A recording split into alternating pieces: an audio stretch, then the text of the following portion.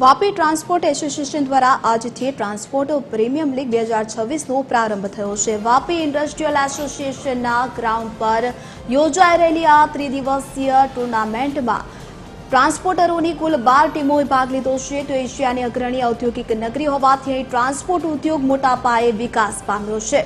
વાપીના ટ્રાન્સપોર્ટરો દેશને ખૂણે ખૂણે માલ સામાન હેરાફેરી કરે છે, ત્યારે આ ટ્રાન્સપોર્ટરોમાં ભાઈચારાની ભાવના કેળવાય અને એકબીજાની વધુ નજીક આવે તેવા હેતુથી આ ટ્રાન્સપોર્ટ પ્રીમિયમ લીગનું આયોજન કરવામાં આવ્યું છે।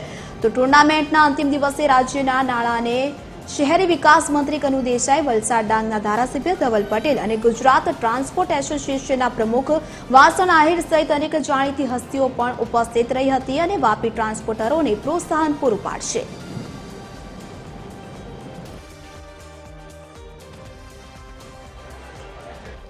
અમારું મેઇન ઉદ્દેશ છે ટ્રાન્સપોર્ટનું, ક્રિકેટ ટુર્નામેન્ટનું, કે ભાઈચારો વધે।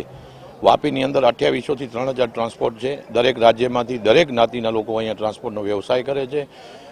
એ બધા અહીંયા ભેગા થઈ એક જ છત નીચે બેસી અને જમે, ચા પીએ અને ક્રિકેટ રમે, એના માટે અમે આ 9મી પ્રીમિયર લીગનું આયોજન કરવામાં આવ્યું છે।